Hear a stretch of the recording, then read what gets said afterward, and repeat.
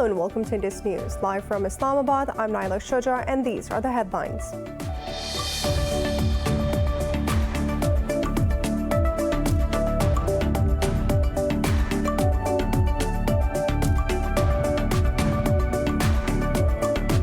In Iraq, the death toll from a fire at a coronavirus hospital in the southern city of Nasiriyah has risen to 66. Health officials say more than 100 people were injured in the blaze at the isolation ward. Authorities are blaming an oxygen tank explosion for the incident.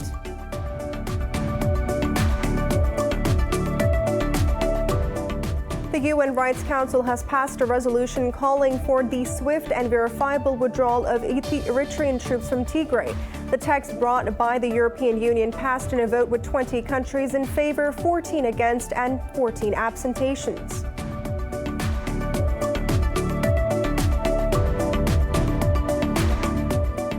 Kashmiris around the world are observing the 90th Martyrs' Day today. On this day in 1931, 22 Muslims were martyred during a peaceful protest against the Dogra rule in Srinagar. In a tweet, Pakistan's Prime Minister Imran Khan said Islamabad supports the right to self-determination of the Kashmiris. He said their struggle against illegal Indian occupation is steeped in a history of resistance and sacrifice.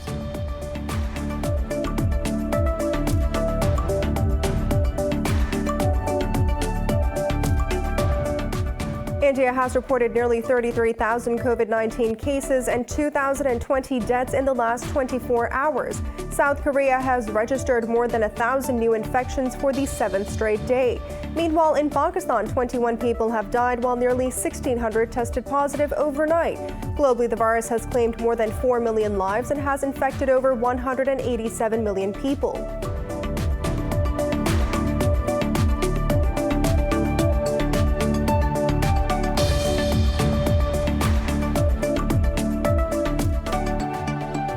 For more news and details, stay tuned. We'll be back after a short break.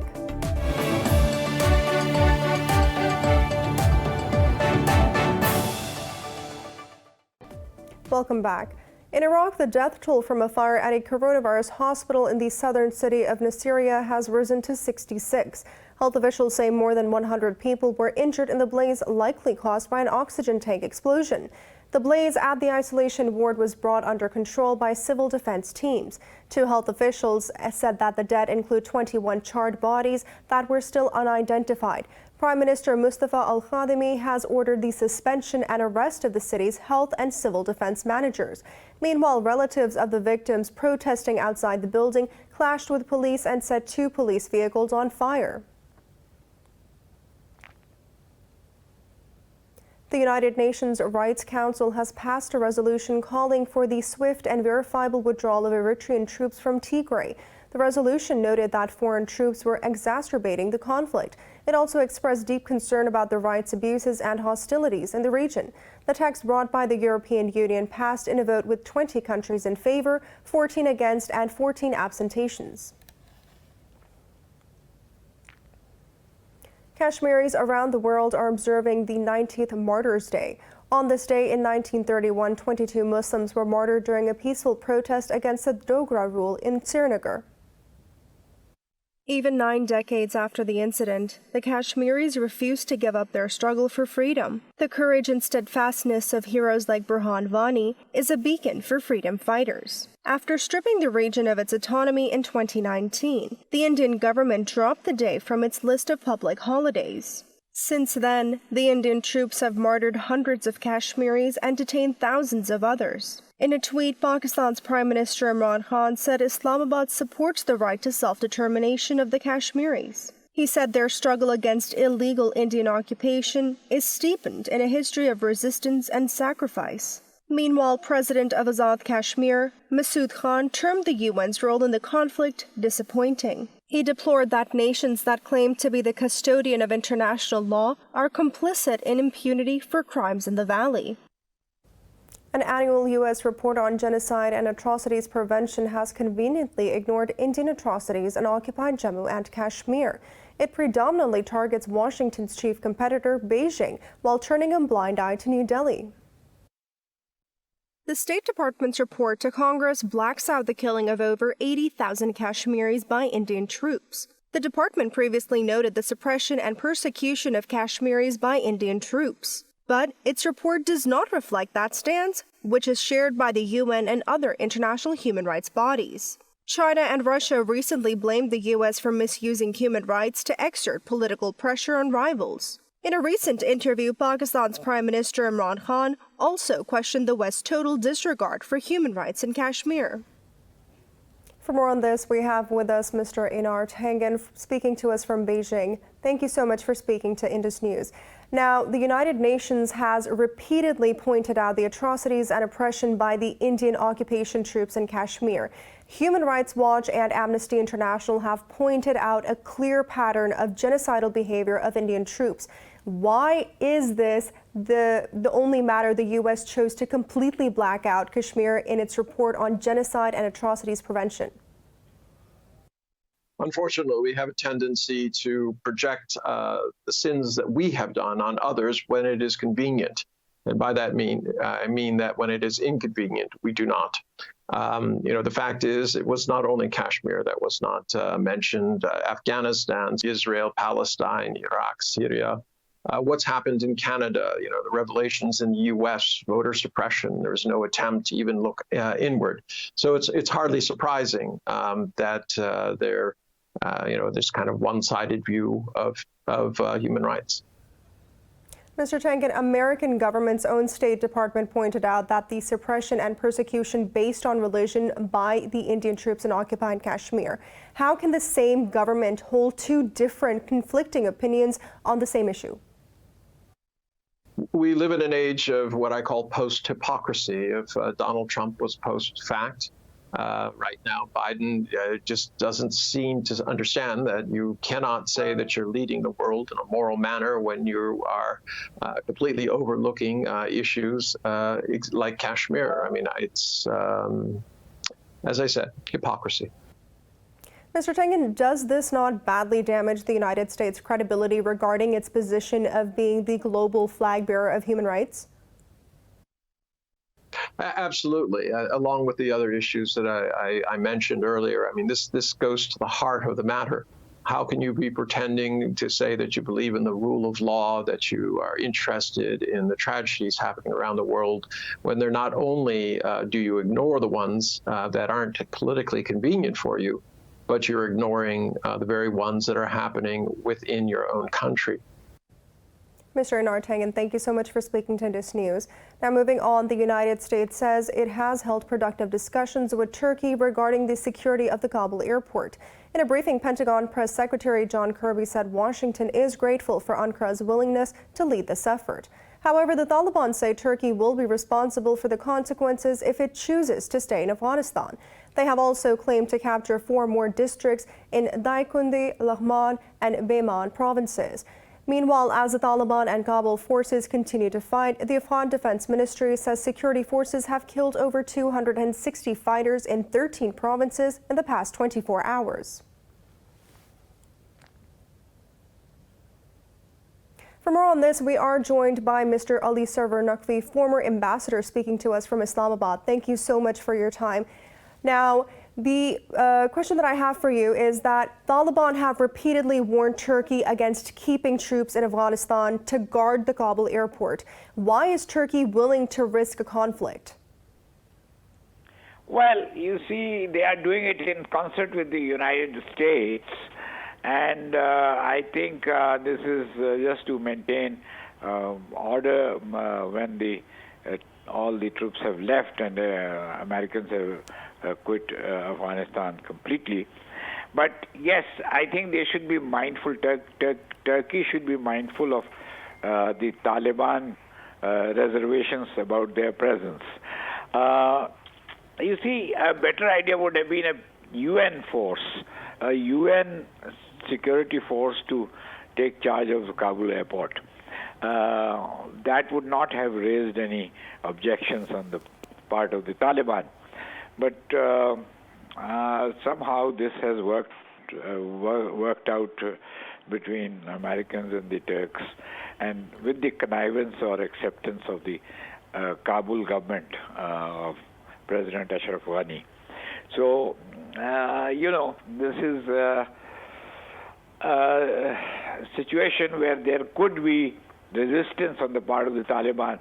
Of course, we must remember that the Taliban are not yet in Kabul as such, except for some sort of random groups that they might be supporting who are carrying out terrorist acts. So if the Taliban are not in charge of Kabul, then they should not really be objecting to the arrangements regarding the Kabul airport. But they have given a public statement, and that is correct, as you have said, that they have objected to the Turkish involvement. All right, Mr. Naqvi, the Taliban have taken a position of not attacking to capture Kabul militarily. But with Taliban claims of over 85% of territorial control of the country, how powerful or relevant would the Ghani government be, even if they get to just keep Kabul? Not really very relevant, because they would have lost most of the territory, and even if they have control of Kabul, that does not amount to very much in terms of running a government. So I think the Kabul government of Ashraf Ghani will have to take the stock of the situation. They are, of course, contesting the Taliban claim of 85% control of the country. Their defense minister and their national security advisor have both said that it is a much smaller control. But nevertheless, I think even conservative estimates say that the Taliban have control over 50% of the territory, which again is very substantial for a non-governmental militia or force to claim. So this situation is very worrying, and it could lead to a civil war scenario, which would be most destabilizing, not only for Afghanistan but for neighboring countries like Pakistan particularly.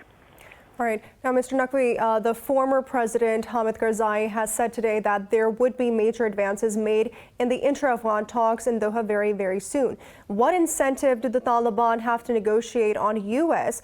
to the terms now that its influence in the country has diminished? Yes, well, you see, the Taliban this time are also worried about international recognition. What happened last time, I think, is something they worry about, because last time they did not get international recognition, but for three countries, Pakistan, UAE and Saudi Arabia. The rest of the world completely boycotted the Taliban regime in Kabul.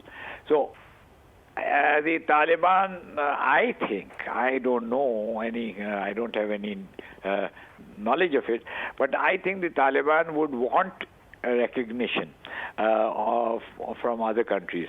And if that is the case, then they will negotiate with the U.S. and they will try to also play a more conciliatory role in the intra-Afghan dialogue. Because if they are coming to take over the government, or take over the country and form a government, then they would want to be recognized with most countries, if not all. Mr. Ali Sarwar Naqvi, thank you so much for speaking to Indus News. Now it's time for a short break. Stay with us.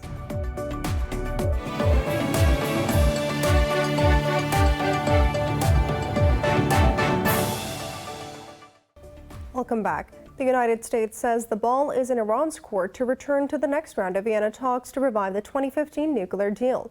State Department spokesperson Ned Price says Washington is ready to return to discussions but will not impose a deadline. In a press briefing, he also warned that as time proceeds, Iran's nuclear advances will impact the U.S. position. Earlier, Iranian Foreign Ministry spokesperson Saeed Khatibzadeh said Vienna talks are approaching the final stage. He said the draft of text of a possible agreement are prepared, but the U.S. must lift sanctions on Iran first. Meanwhile, Iran has condemned the NATO chief's remarks in which he called on Tehran to comply with the UN agreement. Israel is forcing Palestinian families to destroy their own homes in Silvan neighborhood of occupied East Jerusalem. Israeli authorities asked 3 families to destruct homes or pay hectic fines for the municipality to do so. Earlier, Israeli soldiers demolished 5 structures in Harar's village, west of the central West Bank city of Salfit, while Jewish settlers installed 7 mobile homes near an illegal colony built on stolen lands in Nablus. In a village in Bethlehem City, 46 structures face an imminent threat of demolition after a court voided a previous ruling. Earlier, UN expert on human rights Michael Link condemned Israel for repeatedly and unlawfully demolishing Palestinian homes. Turkey says its relations with Israel are of great importance for security and stability in the Middle East. This comes after President Tayyip Erdogan held a telephonic conversation with his Israeli counterpart, Isaac Herzog. Erdogan said that there is a high potential for bilateral cooperation in various fields, particularly in energy and tourism. He noted that trade between the two countries increased despite the coronavirus pandemic. Erdogan also reiterated the importance of a comprehensive 2-state settlement of the Palestinian-Israeli issue. India has reported 2,020 daily deaths from COVID-19 and nearly 33,000 cases. South Korea has registered more than 1,000 new infections for the 7th straight day. Globally, the virus has claimed more than 4 million lives and infected over 187 million people. More in this report. Latest wave of the Delta variant of coronavirus rages on, so do the issues linked to the vaccines. U.S. regulators have added a new warning to the Johnson & Johnson's vaccine about the risk of a rare and potentially dangerous neurological reaction. The Global Alliance for Vaccines and Immunization has signed deals with China's Sinovac and Sinopharm for supplying up to 550 million doses to COVAX. Meanwhile, the World Health Organization has advised against mixing and matching vaccines from different manufacturers. So it's a little bit of a dangerous trend here where people are in a data-free, evidence-free zone as far as a mix and match. There is limited data on mix and match. It will be a chaotic situation in countries if citizens start, deciding when and who they should be taking a second or a third or a fourth dose. Saudi Arabia has announced to send 1 million doses of vaccines to help Tunisia control the rapid spread of the outbreak. In France, President Emmanuel Macron has ordered all healthcare workers to get shots by September 15th. Macron has also announced the widening of a COVID pass system. From August, anyone wanting to go out for leisure will need to show either proof of vaccination or a negative test. Meanwhile, Australia has reported a slight decrease in new cases, but might still consider an extension of a lockdown in the country's largest city. So we can never ever rest easy until we get that number of infectious in the community. So it was 21 last night. We need to get that as close to 0 as possible.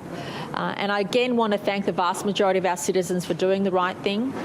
We are in this together, and in the next few days, we want to see those numbers go in the same direction. One day is not a trend. The numbers will keep bouncing around. We have to say that. Dutch Prime Minister Mark Rutte has apologized for relaxing restrictions too soon as cases surge in the Netherlands. Meanwhile, in Asia, Bangladesh has set another grim record of the highest number of daily cases.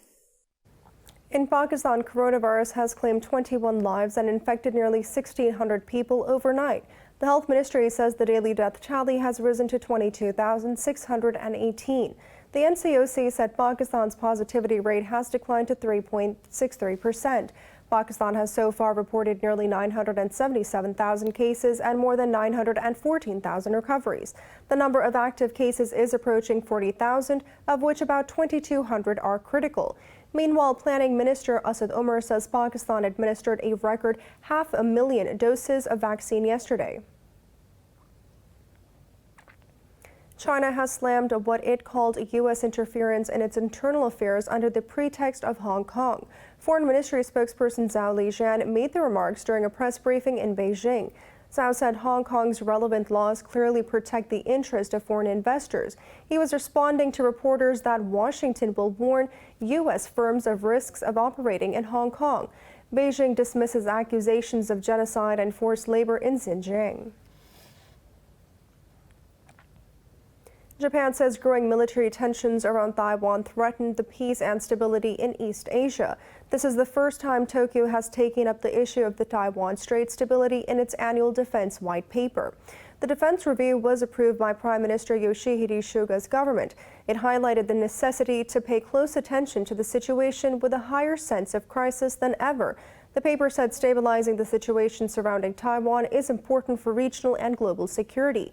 It noted economic and technological rivalry between China and the U.S. is a contributing factor to the crisis. China, backed by 50 countries, has condemned systemic racism against Africans and Asians. Speaking to the UNHRC in Geneva, China's permanent representative Chen Zhu said the world needs to step up efforts to tackle racism. Chen said the global community needs to make efforts to fight systemic racism, racial discrimination, and hate crimes.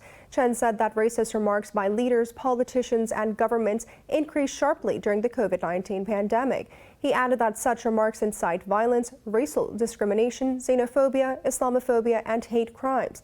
Chen called on global human rights bodies to pay close attention to the issue and mull proper actions. In China, at least 8 people have been killed after a part of a hotel collapsed in Shuzhou city of Jiangxing province. According to the state media, rescue workers are searching for 9 people missing in the ruins. The media quoted that the local government as saying that the preliminary probe into the unauthorized renovation triggered the collapse. It said further investigations into the cause are underway. The 3-story tall Sijil Keon Hotel opened in 2018 and had 54 guest rooms. U.S. President Joe Biden says Haitian leaders need to unite following the assassination of their president last week. The remarks comes as the U.S. officials meet the 3 Haitian politicians who claim to lead the government. According to the White House, the representatives pushed for a dialogue to hold free and fair elections. It also added that the Biden administration is reviewing the request to send troops to Haiti. Haitian investigators suspect a group of 24 mercenaries, including Colombians, are involved in the assassination. But the Colombian police say they can't share any hypothesis about the murder of the Haitian president. The United States says it wants to work with Russia over climate change ahead of the UN conference in Glasgow later this year. The remarks come as U.S. climate change envoy John Kerry met Russian Foreign Minister Sergei Lavrov in Moscow. Kerry said he wants to set out some proposals to Moscow. He noted the U.S. is the world's 2nd biggest greenhouse gas emitter and Russia the 4th. The U.S. envoy said the 2 nations therefore have a responsibility to act. For his part, Lavrov said Moscow is also hoping for close cooperation with Washington on climate issues. The Russian foreign minister said he views Kerry's visit as a positive signal for bilateral relations. In Pakistan, 4 people have been killed in flash floods triggered by heavy monsoon rains struck near the northern Khyber Pakhtunkhwa province. Several houses have been damaged and roads blocked in several districts of the province. Meanwhile, 18 people trapped in floodwaters were rescued in Mansehra city and its suburbs. Over in Azad Kashmir's Neelam Valley, the floods destroyed around 30 houses and swept away cattle, whereas Pakistan's meteorological department says the first monsoon rains are expected to persist till the 16th. In India, the death toll for monsoon-related incidents across the country has risen to 78. At least 2 people died in heavy rains in a hilly northern state triggered landslides and flash floods. 10 people are still missing. Himachal Pradesh after the flooding destroyed homes, damaged roads, and swept away cars. With further rains expected, Kangra district authorities are on high alert. Earlier, 76 people were killed by lightning strikes in Rajasthan, Madhya Pradesh, and Uttar Pradesh states. Flash floods in London continue to cause travel chaos as several train lines and tube stations remain affected. Many of the capital's roads were awash after nearly 3 inches of rain fell in just 90 minutes. Social media users shared images of flooded streets and inundated gardens. The London Fire Brigade said that it took more than 1,000 calls relating to flooding. The Met Office has issued a yellow weather warning for rain for a large part of southern England. Western parts of the United States continue to endure scorching heat as temperatures threaten to scatter records. The heat wave triggered by a lingering high-pressure system is already the third for the region this year. The National Weather Service said the hot spell likely peaked, with moderate temperatures expected by the end of the week. However, in an advisory, it said heat warnings will remain in effect from California to Utah. In California, the Beckworth complex fire grew to 89,600 acres with about 23% containment. As Eid al-Adha is fast approaching, plump cattle at a rooftop farm in Pakistan's commercial capital, Karachi, get ready for the occasion. More in this report. Every year, polished cattle are lowered by crane from Syed Ijaz Ahmed's rooftop farm down into a congested street of the Nazimabad neighborhood ahead of the sacrificial festival. This year, the festival takes place for 3 days next week from 21st of July. An excited crowd jostles to see a white ox weighing more than 500 kilograms hanging by straps as it is carefully lowered from the top of the 4-story building. I buy the cattle when they are small. I bring them onto the rooftop through the staircase and rear them. Then after a year, when they are fully grown, we cannot get them down to the ground using the staircase. So that's why I have to hire a crane to do it. People usually buy sacrificial animals for slaughter a few days before Eid, but Ahmed decided to build a barn on his rooftop and raise his own. It has proved to be a much more economical choice for the small business owner, even though he has to hire a crane. He's been doing this for the past 18 years. Residents, especially children, gather to witness this annual spectacle of cattle being lifted off the rooftop. I bring my children here to watch this every year. It is a holiday today. When I told them that Chand oxen will be lowered to the ground today, she asked, "The same oxen we saw last year?" I said yes. So instead of spending this holiday anywhere else, we came here to enjoy the sight. This year, Ahmed selected 5 oxen and 1 cow for the festival, which is one of the 2 most important events in the Islamic calendar. The meat will be shared among family and friends and also donated to the poor. In Brazil, a cafe in Rio de Janeiro has combined cats and coffee for a cause. Customers can enjoy cat-shaped treats and even take one home. More in this report. At the Gato Cafe in downtown Rio de Janeiro, coffee and tea are served with whiskers and a purr. In its pink-walled interior, customers can purchase lattes dusted with cat silhouettes and accompanied by paw-shaped biscuits while cats lounge lazily in an adjacent room. Eu digo que eles são os melhores. Cats are the best co-workers in the world. Just by entering the cat area, you can already perceive a different vibe. Firstly, cats have incredible energy. Secondly, I can say they give back everything that they get. In addition to offering feline company, Gato Cafe, which opened last July, simultaneously functions as an adoption site for abandoned cats rescued by an organization called Bunker Whiskers. When I got here and looked at this place, I couldn't even believe it existed. I am in paradise with all of these cats. I am in love with them. It feels like I am living in a dream full of kittens. Cat cafes were first popularized in Asia, where they originated in Taiwan in 1998.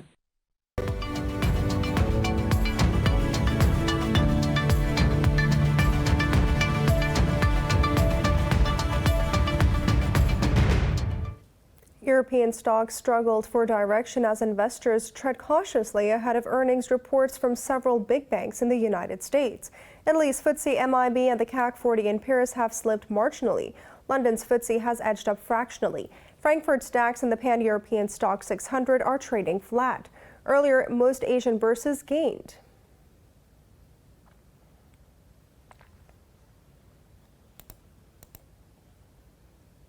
China's exports rose at a much faster pace than expected in June. Customers' data shows exports in dollar terms grew over 32% from a year earlier. They exceeded the forecast of 23% and were up from 27.9% growth in May. Meanwhile, imports also spiked over 36% year-on-year in June, beating a 30% forecast. However, they slowed from a 51% gain in May, which was the highest growth rate in a decade. The trade surge comes as the easing lockdown measures and vaccination drives trigger a solid global demand.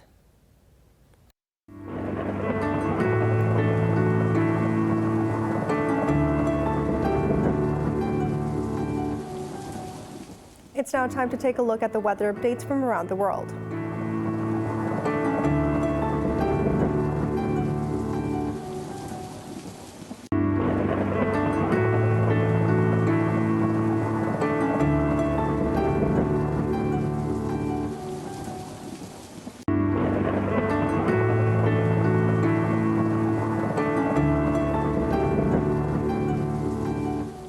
For the latest news updates, you can follow us on our social media at Indus.News.